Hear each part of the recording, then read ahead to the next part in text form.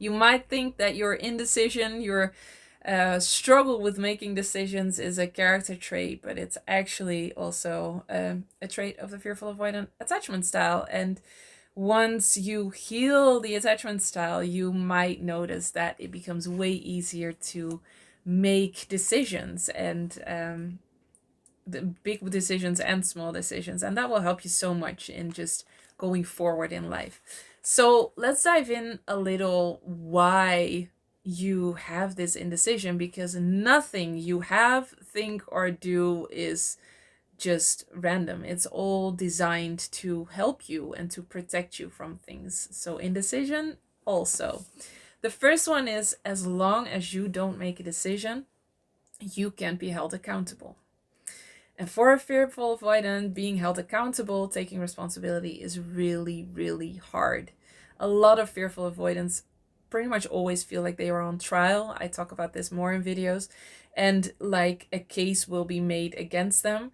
And so when you make a decision, you can make a wrong decision, and somebody can come back and say you did this wrong and hold you accountable for that decision. And that just instills so much fear in a lot of fearful avoidance. They just don't want anybody to be able to hold them accountable and come back for anything they do. And so it's much easier to not make a decision. When you don't make a decision, you can't be held accountable. You can't have that responsibility for that decision. So that can help. I do have to say, not every fearful avoidant has this indecision trait. Don't want it to come off like that, but it definitely can be a part of the fearful avoidant attachment style. And so you can let it go as you heal this attachment style. The second reason is you don't have to take responsibility if you don't take a decision. So taking a decision always comes with responsibility. Choosing a new bike comes with the responsibility of taking care of that bike. We're in the process of buying a bike. So that's why that comes to mind. But every single decision comes with having to take responsibility for things. And like I said, fearful avoidants really struggle with responsibility, because that means the fear of risk of failure. That means the risk of hurting other people, which is also always such a trigger for the fearful avoidant. So when it comes to the bike, if I don't make that decision, and something is wrong with the bike, then I am not to blame. So if somebody else makes the decision, say my partner, then I don't have to take that responsibility, and they get to take that responsibility. So not having to take responsibility and not having to be held accountable, that sounds like music to the ears of the fearful avoidant. That feels so much safer than actually having to be able to do that. In healing the fearful avoidant attachment style, you will learn how to take responsibility and how freeing that is too, because as you've probably noticed, indecision is also a decision in a way, and it is creating a life, and it is creating situations that you might not want. So it's not that indecision keeps you completely safe, even though that's what you really do want, and that's logical. So the third reason is, when you don't make a decision, you can't make a mistake. This is the logic of the fear brain of the fearful avoidant. If I just don't do it, if I don't make a decision, then I can't really do it wrong. If I do make a decision, it could be the wrong choice, it could be the wrong decision, and that can have a lot of negative consequences, but it would also mean that I made a mistake, and I am not allowed to make mistakes, which is a belief that a lot of fearful avoidants have. So that's why you kind of pull away from doing things or making a decision, because you just cannot live with yourself if you make a mistake, if you truly choose the wrong thing. Like if I would choose a bike that had an obvious defect, or something was wrong with it, I would feel so dumb and incapable, which is a trigger feeling for the fearful avoidant. So just not making a decision means you can't make a mistake. And then the fourth one is you don't have to commit or give yourself fully if you don't make a decision. And when it comes to relationships, I think a lot of people are in this, what I call the gray zone, which I was in for years, which is you're not out of the relationship, you're also not in the relationship completely. You don't commit fully, you don't go all into the relationship.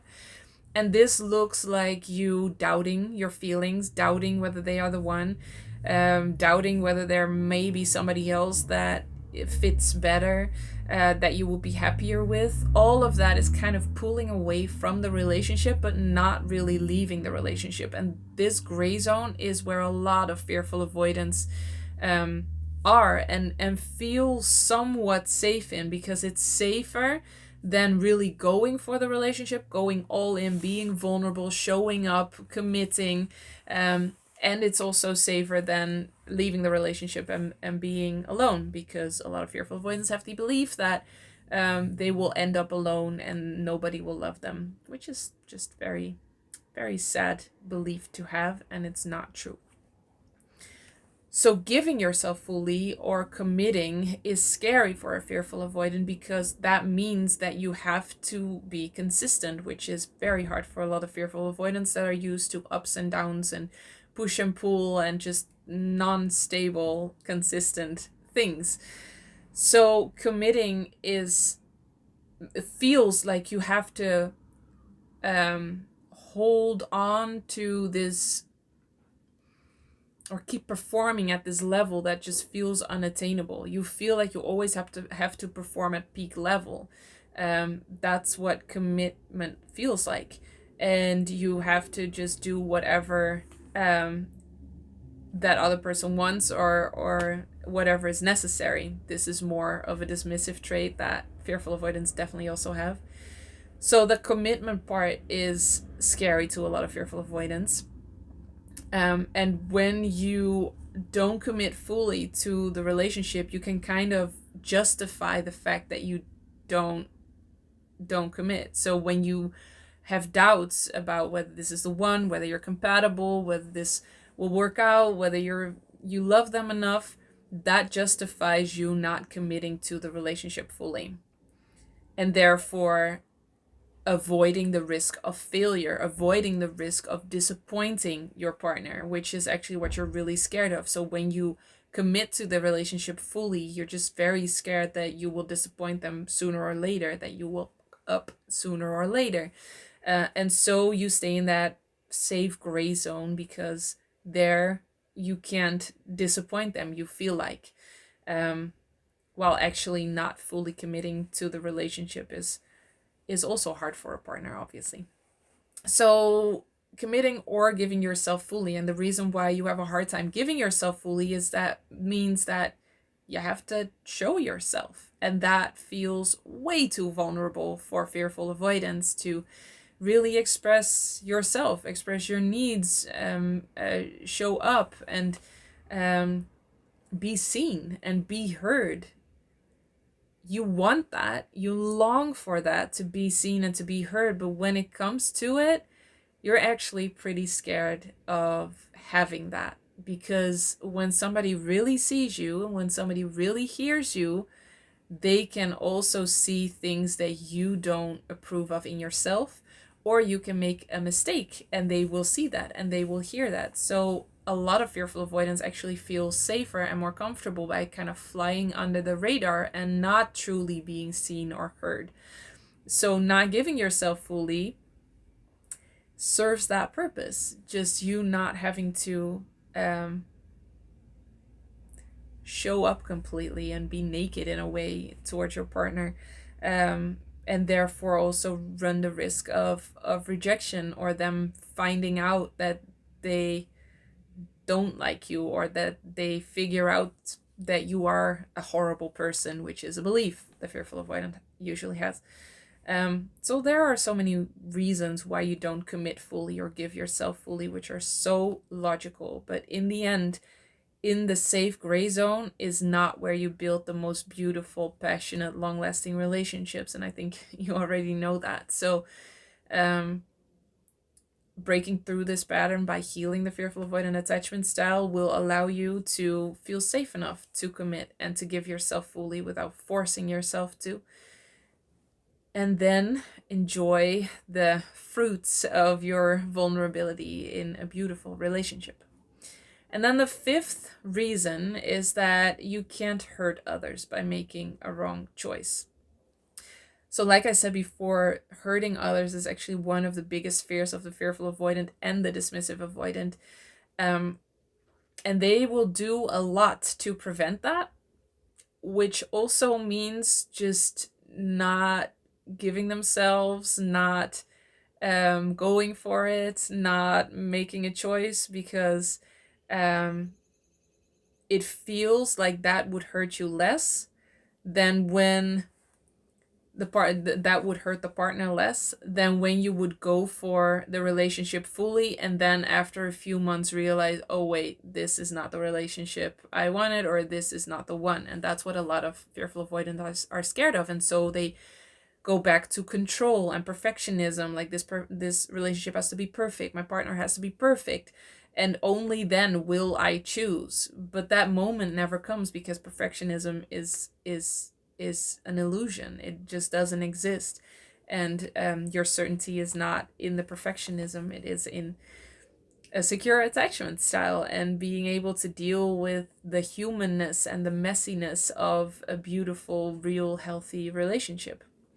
So, weirdly enough, the indecision also in a relationship by a fearful avoidant can really come from them not wanting to hurt their partner by making the wrong choice, and them being a perfectionist in wanting to make absolutely sure that everything is perfect so that they don't hurt their partner. So I hope this helps to explain a pattern in your life that you might recognize. Let me know if you do recognize this pattern of indecision. Also, let me know in which areas you notice it the most and how it comes about. I think it really helps to read that from different people, so that you know that you're not alone. Because I think in a world where everyone seems to have everything together, having this pattern of indecision can be so painful and confronting. And it's not true that everyone has everything together. Absolutely not. But yeah, I think it will help if we just share vulnerably and open about the ways we use indecision in a way to protect ourselves. So if you don't mind, please share that in the comments below. As always, I am so happy you are here, and I will see you in the next one.